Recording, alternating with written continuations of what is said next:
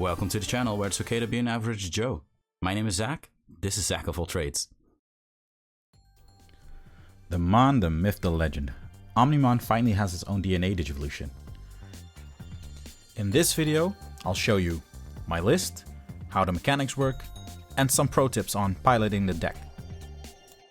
Quick disclaimer, a ban restriction update has been announced for the end of this month, so this list might need an update this September 24.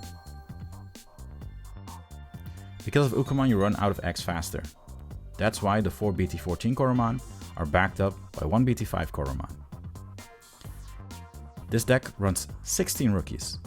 It has 3 Agumon BT12 searching your pieces, 4 BT17 Agumon to recover pieces and end of turn DNA. EX4 Gabumon is a 3 of, searching pretty much all the needed Digimon. As much as I like Gabumon BT17, its value lies within the end of turn. That's why we only play 2.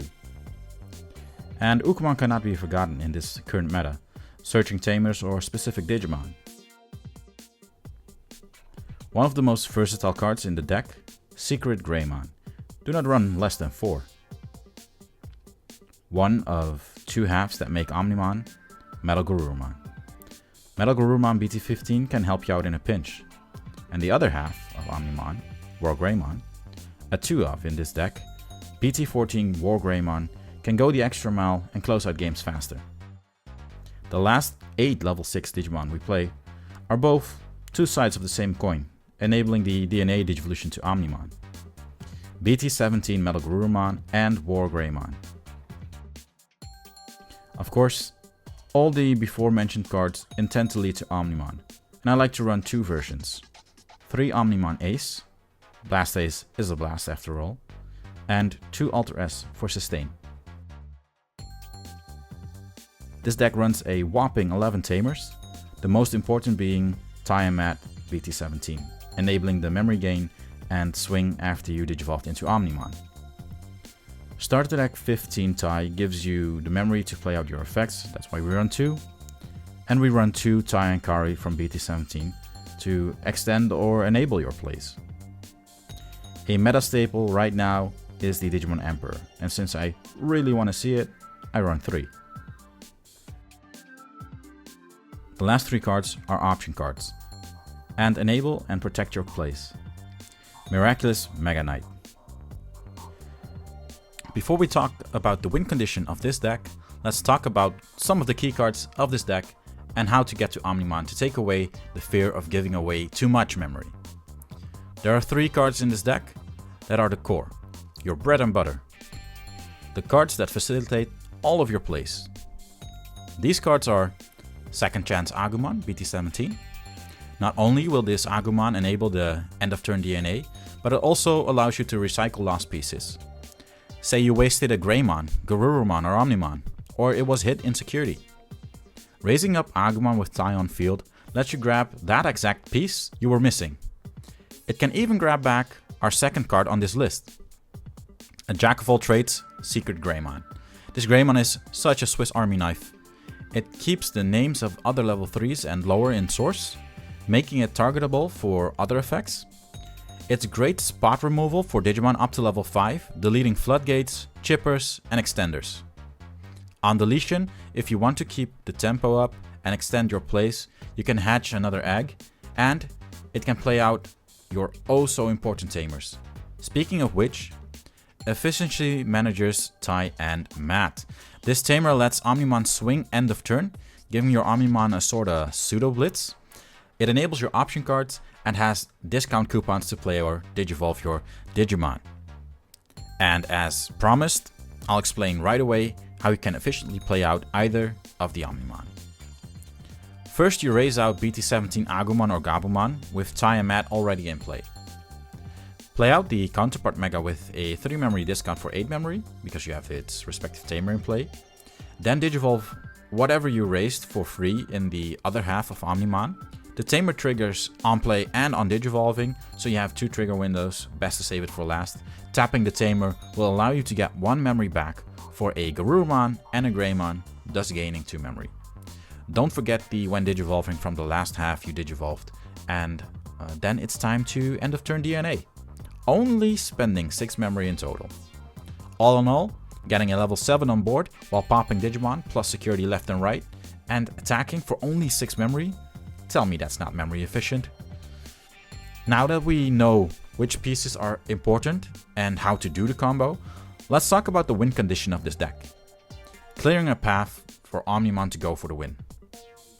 The ways to achieve this: rookie rushing while setting up, controlling board and pressuring your opponent, and don't be trigger happy.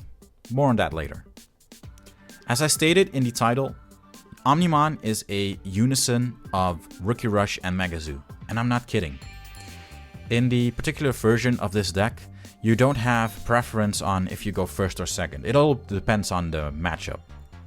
If you are going first, you either want to pass with 1 memory by digivolving Ukomon and raising to set up after you raised up your Ukomon, or a generic rookie and playing either a Searcher or maybe if you're lucky a tamer like Tai and Kari or the Emperor. Going second can be the exact same play, except you have the power of one of the keycards in this deck, Greymon. If you go second, chances are your opponent left a rookie on board to search out his own pieces. This is a good opportunity to multitask. You can digivolve in raising, play Agumon Searcher from BT12, grab your pieces, and digivolve into Greymon. Greymons, when digivolving, can pop an opponent's Digimon with as much as or less DP, and this way you do a lot of micromanaging. For example, you have bodies on board, deleted a opponent's Digimon, this protects your security or follow-up plays from your opponent, and leaving Greymon out in the open is fine because if it were to be deleted, it will help you set up even further by its on-deletion effect. If it stays on field, you can swing next turn and set up anyway. All this, and not to forget nor underestimate, you went 6 cards deeper into your deck, drawing and searching for that fantastic endgame. Let's talk about what I like to call the mid-game phase. After the first and second turn, you should have a tie mat on field and chipped at least like 2 security. At this stage of the game, a lot of decks are going to ramp up to a point where the rookies are just not gonna cut it. Enter Metal Garurumon, War Greymon, Miraculous Mega Knight, and Omnimon Alteress. Alteress can control your opponent's board by deleting a smaller Digimon and sending a level 6 or higher to the bottom of the deck. Getting Alteress in play can be done the same way you would get Omnimon Ace in play. The reason why Alteress is so good at pressuring your opponent is because it works as a decoy. It's a 15,000 DP Digimon with inherent effects that if left alone will devastate your opponent. So they have to spend resources to get rid of it. And as soon as they try to get rid of it, Alteress will just pull a Jerry Maguire and say he isn't fired, he quits, by putting himself at the bottom of your own security. Quick tip, you can also digivolve Alteress directly on top of one of your level 6s without DNA digivolving. It will still trigger all its when digivolving effects mentioned above. You can also pressure your opponent by going into one of your megas. Metal Garurumon slows down your opponent, and War Greymon pressures with lethal again by raiding, piercing, and chipping, leaving either megas on field for a bait to blast into Omnimon. This play can be assured even more by the effect of Miraculous Mega Knight, which lets you DNA digivolve from hand if one of your Digimon with Garurumon or Greymon would leave the battle area. It's like a sort of pseudo blast digivolve. With all this being said and done, you should be set up to do this Omnimon trick to end the game, simply because War Greymon will trash the security and then you'll go for lethal. There's one thing I want to emphasize on, and that is... Point is, you're changing into the man you're going to be. And just because you can do something doesn't mean you should. With great power, there must also come great responsibility. What I mean is, don't be trigger happy. If you play out Omnion Ace too soon, then it may have done some damage, but it also is out in the open without any form of protection. Meaning, your opponent can get rid of it at a low cost because of its massive overflow of 5. Before closing out the video, I would like to talk about why some cards made the cut or not, and which cards can also be considered. You are going to help me. But Not with these. These are loud and clumsy. These are the weapons of cowards. Crimson Blaze has to be timed right, or seen in security. You have to have the Tamer out, an Egg out, something. It also is just a 6-cost option if your opponent runs one of the floodgates. All in all, you don't have to time the Digimon Emperor. It's not wasted if it's met in security. And Digimon Emperor has staying and drawing power. And Omnimon Ace practically does the same thing as Crimson Blaze by bottom decking everything with the same level. All the Digimon that can Digivolve on top of Omnimon are also clumsy. Because of deck space, and you first have to get to Omnimon, and it has to survive next turn before you can Digivolve on top of it. Seeing these cards, the other Omnimons, before you see the OG will mean they're pretty much dead in hand. These are the cards I did consider. Garurumon Ace can be played out for 3 memory because of Tie and Mat trigger, and on play will draw you a card. It will also stun an enemy card, and because you can play for a cost of 3, you can straight up Evo into Metal Garurumon to pass turn. The old BT3 Alter S would have a Crimson Blaze effect. It can be Digivolved on top of Wargreymon, and when attacking can recycle one of your level 6s. And it's also unstoppable to boot.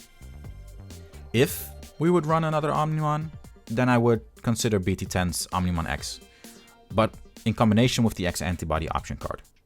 This way you theoretically could do 3 checks and multiple board wipes in one go. And those are my thoughts. Did you learn anything new? What would you add or cut? Let me know in the comments. Also, small effort, big gesture, press the like button on your way out. With that being said, keep it classy. See you next time on Sack of All Trades, reminding you to keep it classy.